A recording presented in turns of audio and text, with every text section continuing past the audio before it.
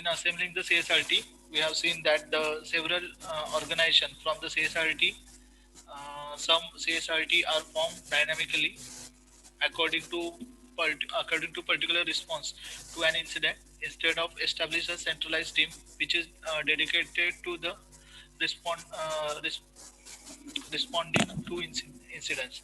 So the organization generated the CSRT team. It may be the included the members from organization only, or they can hire from other organization also. So it is the centralized team which is dedicated to the responding for the incidents. Whatever the incident happen in an organization, the CSRT team is responsible to handle such type of incident. To prepare a team for a particular incident, the organization have to identify the types of skills and resources required from the rest of the organization to respond to that particular incident. So the organization must aware about the qualities skills of employees, so they can assign some responsibility on them to handle such type of events or incidents. There is no need to go through notification procedure and increase of an incident until certain incident occur. Preparing CSRT requires the following activities. So before give the notification to all, the organization must confirm that the incident happened. So CSRT performs some actions for here. First one, the determining escalation procedure. Here by mistake it types increase, but it is the escalation procedure. Second one, implementing notification procedure, and next one is the scoping an incident and assembling the appropriate resources. So first one is the determining escalation procedure. Escalation procedure means how to exit from such type of incident, how to escalate from here. So there is no need of absolute response for every incident with an international CSRT mobilized for the worst case scenario, as the assurance is required whether the incident handled at local level or the corporate level. If there is an involvement of the internal employee in the incident, then it will damage only local business need. So in this incident, if the internal employee is involved, then this is the internal incident, and that can be handled by the our employee only. There is no need of CSRT or the international CSRT team to handle such type of local business, local incident. It does not include theft of trade secret or disclose the data of client, which is handled at local level. If outsider is involved in the incident, then it is affect the multiple locations. So it is be handled at the corporate level. So if the incident happen in a local level, then there is no need to give the notification to all. That is handled by organization only. But if outsider is involved in the incident, then it must be handled by the corporate level. Second one, implement notification procedure. The organization must central point of contact for all detected or suspected incident. Make this point of contact a permanent member of CSRT who is well versed in your organization isolation notification procedure. So for that, the organization must be a central point where all the CSRT members gather together and discuss how to detect or suspend the incident. And the permanent member, we must be contact to the permanent member of CSRT so that we can get appropriate help from them. The points of contact for the organizations CSRT individuals should be set up much sooner than the incident happened. Maintain the information notification checklist, and the notification checklist contain the information required to contact all the team members. So here CSRT team generate the notification and inform all the team members regarding the incident. Next one, the CSRT member must have to know at what time use the recorded contact information record a contact information, record organization notification checklist, and when to notify the proper people on ongoing incident. So CSRT decide what to do when the incident happened, when to contact the people, when to contact the team members, and when to notify all, how when to take the checklist. So this all decided by the CSI team itself. Internal investigation often require diverse rules of notification than external security incidents. If you notify maximum people about the internal investigation, then there are chances that the subject of investigation will find he or she is the center of investigation. So if the incident happen in internal or at the local level, then uh, then CSRT will investigate at center place. Next one is the notification should involve only people that need to know about the investigation. So who get the notification? First one, need to know about the investigation, can really help with the investigation, will not confuse, panic, or otherwise hinder the investigation.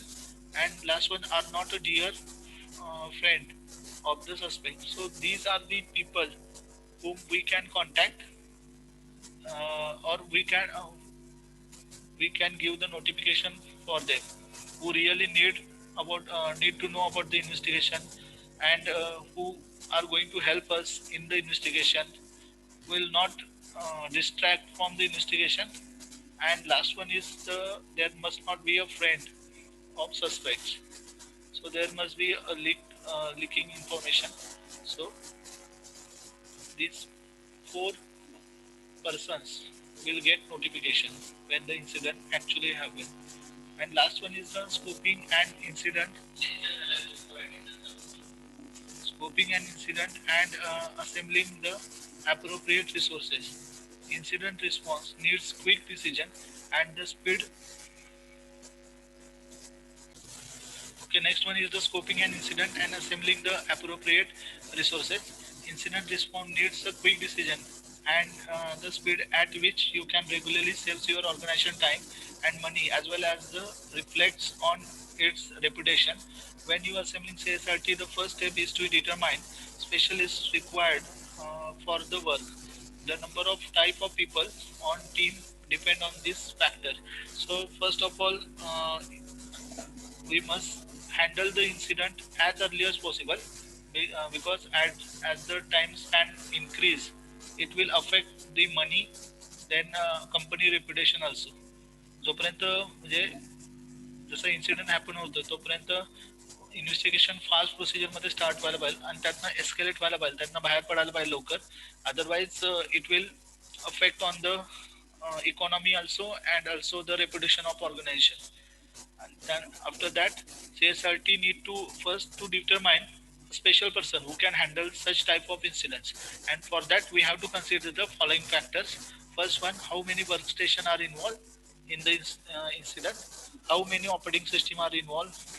How many systems are involved vulnerably or exponentially? Time frame in which the investigation needs to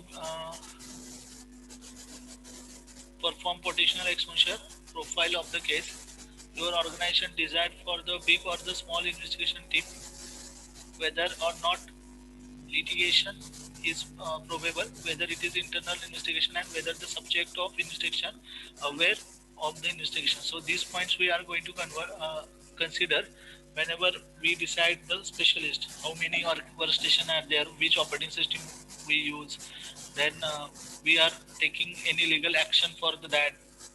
Is it internal investigation or external investigation? That should be discussed before we select the specialist from CSRT. Next one is the assigning a team leader. Organization must have to select a team leader because all computer related investigation requires professional who understand the technical aspects of the incident as well as the investigative process for the computer security incident. So the team leader must be a technically sound who can handle such type of incident. and who have experience to handle such type of incidents. To ensure that you have to choose an effective team leader, you should select someone who can perform the following tasks. The team leader should be perform first one, manage the organization, CSRT during the entire response process. So it should manage the CSRT team. It should or he should interview the process, manage the interview process, and when talking to witness, system administrators, end user, legal counsel, managers, and others. So the team leader should get the information from administrator, system administrator, end user, legal counsel, managers, and others. Provide status report. The team leader should provide the status report and communicate effectively to the management on the progress of the response. So the team leader should inform management regarding the status of incident. Next, ensure the best practices and proper response technique use. The team leader should use best practice to handle such type of incidents. Provide overall analysis of the incident. Okay. Then protect evidence gathered during the investigation manner consistent with your evidence guideline or instruction. So the team leader must be create the documentation where he or she gathered all the investigation details. Then take responsibility for verifying the chain of custody of evidence. So the team leader should maintain the flow of the investigation. That means first what to do, then what we did next. So the flow of investigation should be maintained by the team leader. Next, perform forensic duplication and analysis if necessary. The team leader should know how to handle the forensic tools, and he or she can perform, or he and she can make the forensic duplication. Whatever the data lost, or that means the team leader should get all these data. Next one, compile, manage, and present the investigation report and offer recommendation to management. So, team leader should do like this. It should be compile and manage the report. Then the team leader should understand the legal issues and corporate policies, and also the team leader provide an unbiased investigation with no conflict of interest. Then, as we assign the team leader, we also need to assign the technical staff. Smaller organization that cannot have a full-time CSRT need to assign technical staff. There is a need to request support from other business unit and create the CSRT composed of the appropriate technical advisor. The technical advisor, the technical advisor are employee or the contractors who understand the details of the symptoms and technologies involved in the inspection. So after assigning the team leader, the organization must be assigned the technical staff. In small organization, it is not possible to generate the CSRT.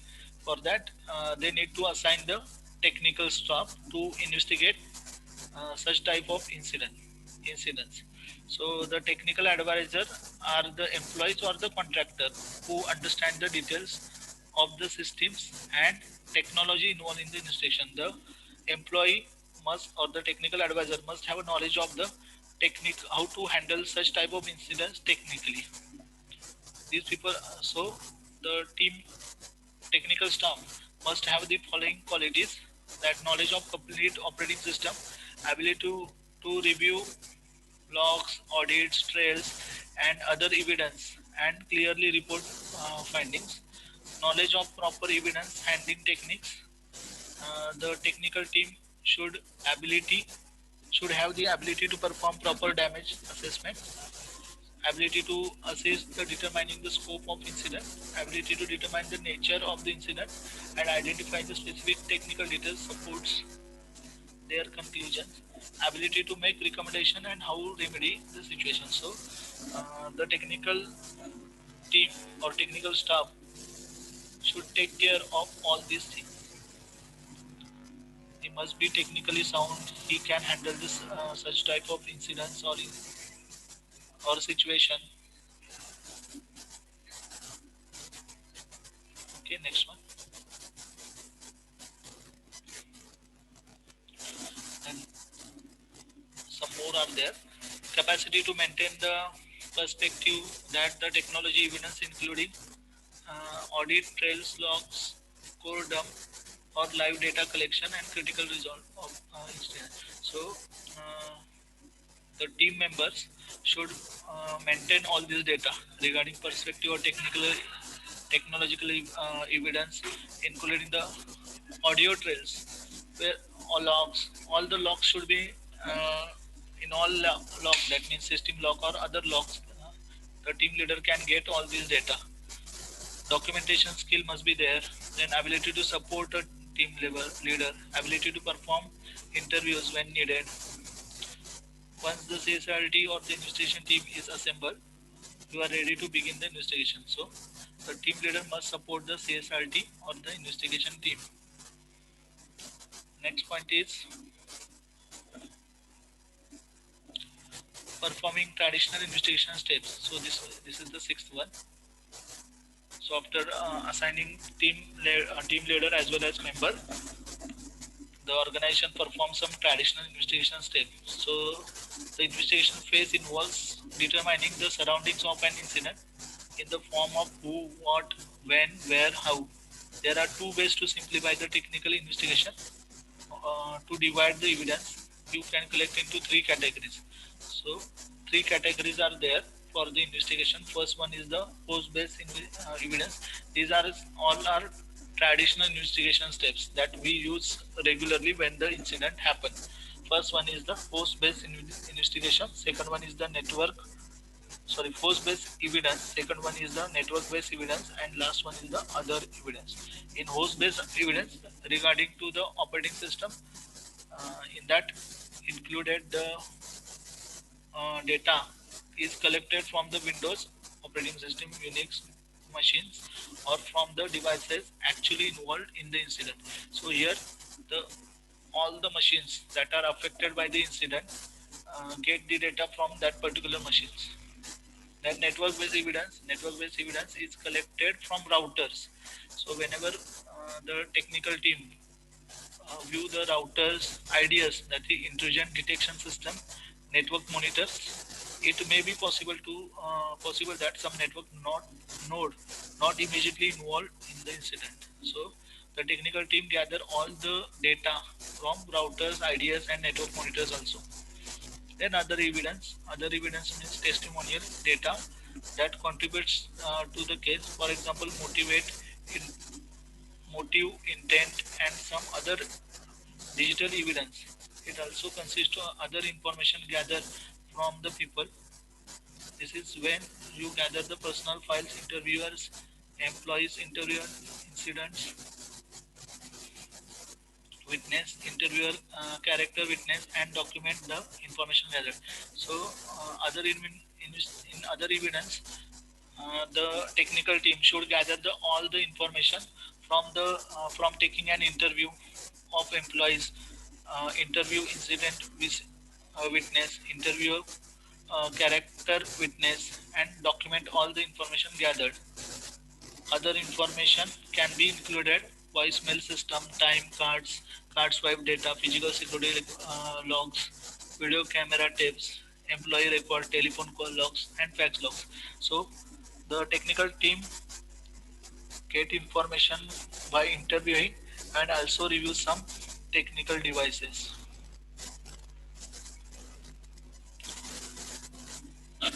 Next point is conducting interviews. When the CSIRT come across the suspected incident, the first step is to start asking the question like what, who, when, where, and how. This question helps to determine some facts surrounding the incident. For example, the location of relevant system, administrator contacts, what may have occurred, or when. Or it may be possible that there may be no answer or some question, but if you gather more answers, it helps to assess the situation. Some few important questions to ask while forming your initial assumption. So the CSRT team gather the information from using interview techniques where the CSRT team collect all the information from suspect so that it will use for the further investigation. So they may ask questions like what happened, when did it happen, what systems are relevant, compromise involved, who may have done it, who uses the affected system, what action have already been taken, what the corporate policy on such incidents. So all this informed by the CSRT team and also gather some information from the suspect. Next one is the getting contact information. During the interview, collect each individual information like full name, job title, company name, and phone number, email address. So this information is very important to gather. For example, employee's name, its job, its title, its company name, its phone number, email, so that whenever the CSRT team required, they can contact the employees. This identifying data is critical if you need to contact these people for additional information. When you prepare your report, you should include all the contact information for each person who provided you with information. So whenever the report generated at that time, this information is very important, and CSRT team use this information for the further investigation. Next one is the interviewing system administrator. So this is also important because system administrator will take care of network and all these things. Many incident results in failure after discussion with system administrator or the user.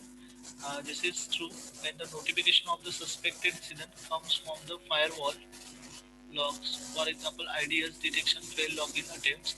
At that point, the fruitful login by means of telnet. The some addresses is registered at home DSL provided. The notification checklist question are helpful but do not analyze the situation. So after the most important thing is interviewing the system administrator. So in a network system there is a use of telnet. Using that the suspect person can enter in the network. The user may easily resolve the situation by describing the telnet privy was made up to implement the administrator duties. Conversely, if the system administrator has the idea of logins and remarks that the telnet was not built to allow connections from the internet, an incident has occurred and response is necessary. So, system administrator can give the information about the login, invalid login also system and administrator can provide, and also remark that telnet. So whatever the illegal attacks has done on a system, the system and administrator can help the CSRT team regarding the same. Here are some random questions for the system administrator. So these are some questions for the system and administrator. First one is, have you noticed the recent inappropriate activities? Have you how many them have administrator access to the system? Which application provide isolated access on the system? What are the logging capabilities of the network and system? What safety measures for the security of the system are taken? So these all questions should ask to the system administrator. It must help for the investigation because this one first one is the system administrator have noticed any appropriate activity, so that when the incident happened uh, at that particular time, how many of them have administrator access. So in organization, who can access the administrator or who have the administrator rights, which application is isolated, what are the login capabilities, and what are the safety measures. So these are very important for the investigation. Next one, interviewing managers. Managers regularly have advantageous bits of knowledge into the business impact and harm caused by the security incident. Interviewing manager is often crucial to determine what risks involved with the security incident and what damage was truly done. So manager is very responsible person, and interviewing manager uh, always help for the investigation. So actually from manager we come to know what are the risks are involved in the security uh, with the security incident and what damage actually done after the incident. And some question for managers also: is there anything particularly sensitive about the data and application on the system? So what is the actually sensitive data that stored on a system? Are there any personal issues which we should be aware? So is there any personal issue with employees, so that employees maybe done such type of incidents? Was any type of penetration testing authorized for the system or network?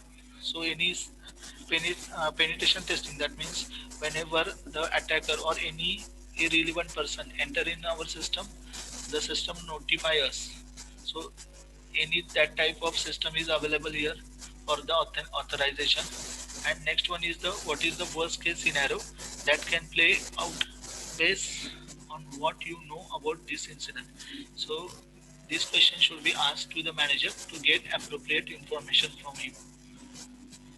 Last one is the interviewing in end users. End users provide pertinent information when the reports the suspicious activity. End users describe anomalous behavior on the system in a helpful way. So we must be interviewing the end user. So what they notify from the incidents, any vulnerable activities has done, any suspicious activity they notice. So this information we get from the end user. So this topic or this point we have covered. In next lecture we are going to see formulating a response strategy.